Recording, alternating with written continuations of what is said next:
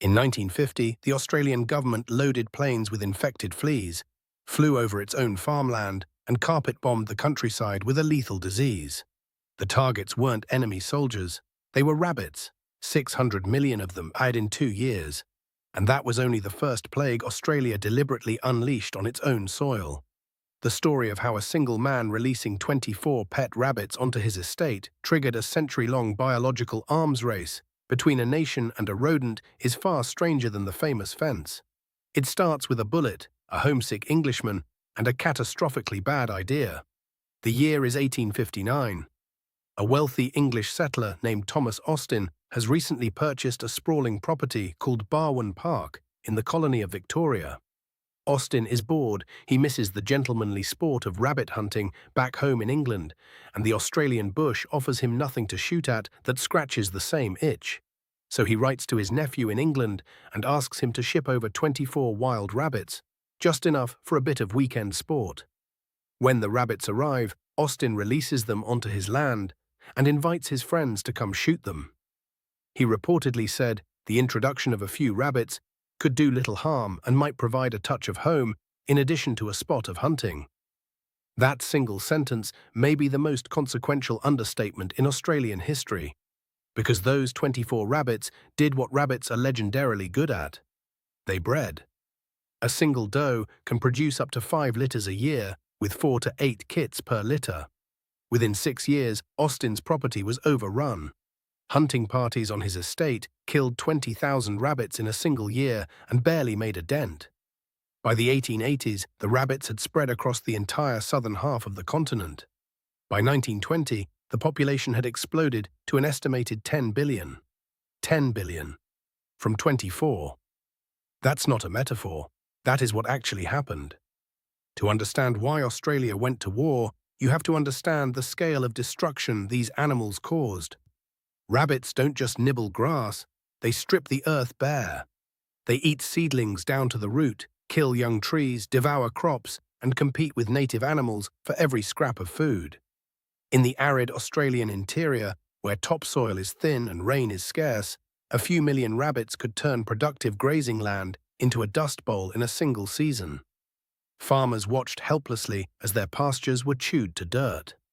Native species like the bilby, the bandicoot, and dozens of small marsupials were driven toward extinction as rabbits consumed their food and destroyed their habitat. Entire ecosystems collapsed. Erosion surged because the rabbits ate the ground cover that held the soil in place. And once the topsoil blew away, nothing grew back for years. The economic damage was staggering. By some estimates, rabbits cost the Australian agricultural industry the equivalent of hundreds of millions of dollars every single year in lost productivity. This wasn't a pest problem. This was a national emergency, and every conventional method of control had failed. Shooting them was useless at that scale. Trapping made no difference. Poisoning killed some, but the survivors just bred faster to fill the gap. Australia needed something bigger. Something insane. So they built a wall. In 1901, the government of Western Australia approved the construction of a fence designed to stop the rabbit invasion from reaching the western third of the continent. Not a small fence, not a symbolic fence, a real physical barrier stretching 1,139 miles from the north coast to the south coast. It was the longest unbroken fence on Earth. Workers drove thousands of wooden posts into the outback, strung wire mesh from the Indian Ocean almost to the Southern Ocean, and inspectors on camels patrolled its length to repair breaches. It took 6 years to build, and by the time it was finished, the rabbits had already gotten to the other side.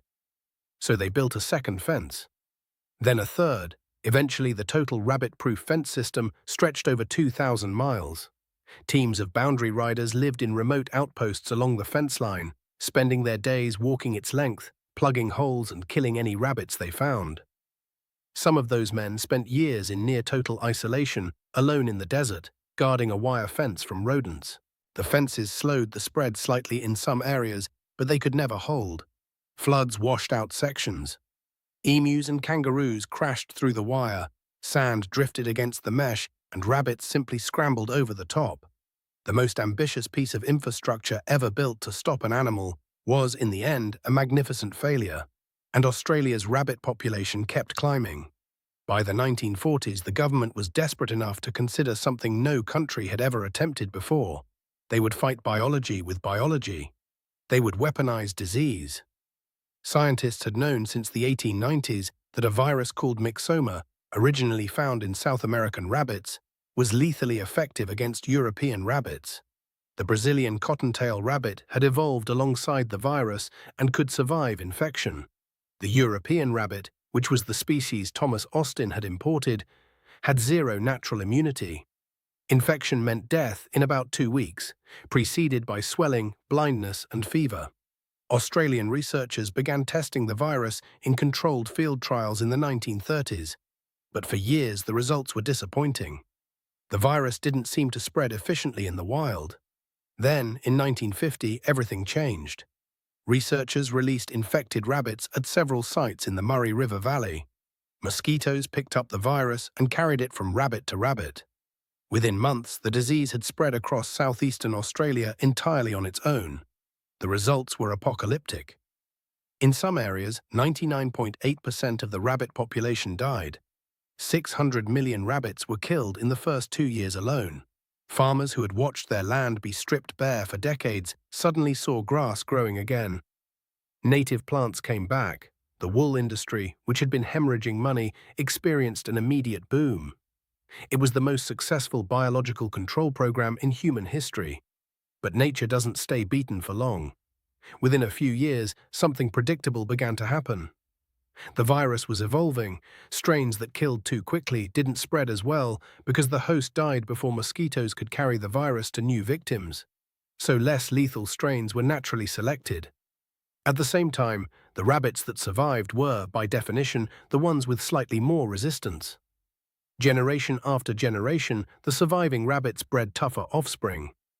By the 1960s, myxomatosis was killing only about 40% of infected rabbits, down from over 99%.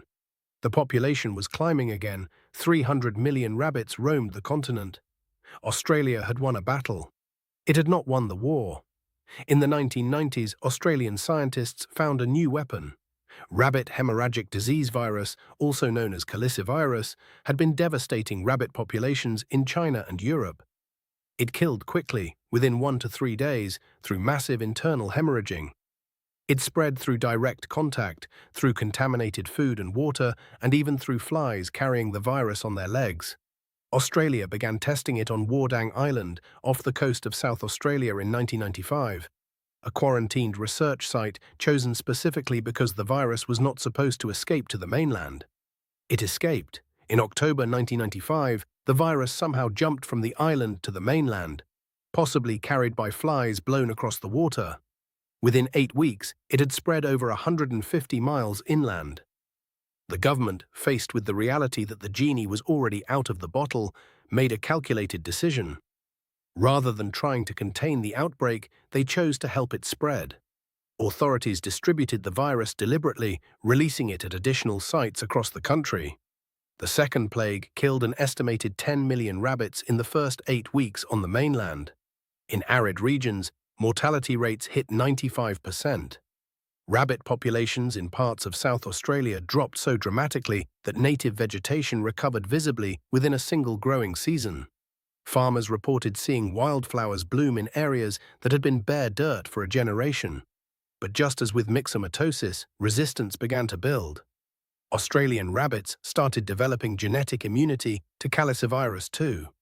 By the 2010s, scientists identified multiple benign strains of the virus circulating in rabbit populations that effectively vaccinated them against the lethal version. So in 2017, Australia released a new variant. A Korean strain of the virus called rHDV1K5 was distributed at over 600 sites across the country. This was now the third deliberately released biological agent used against rabbits on Australian soil. Thomas Austin died in 1871, just 12 years after releasing those 24 rabbits. He never saw the full consequences of what he'd done. He never saw the 2,000-mile fence, the plains loaded with diseased fleas, the billions of dead rabbits, or the native species his little hunting hobby helped drive to the edge of extinction. Today, around 150 million rabbits still live in Australia. They still cause an estimated $200 million in agricultural damage every year. Scientists are currently researching next-generation genetic technologies, including gene drives that could theoretically make wild rabbit populations infertile over successive generations. The war is not over. It has simply escalated from fences to viruses to rewriting DNA itself, all because one man missed shooting things on a Sunday afternoon. Now, the rabbit plague is the most famous case of a single introduction devastating an entire continent. But it's not the only one. Australia also waged a literal military campaign against another animal, complete with soldiers, machine guns, and official after-action reports filed with the Ministry of Defence. That war did not go well for the humans.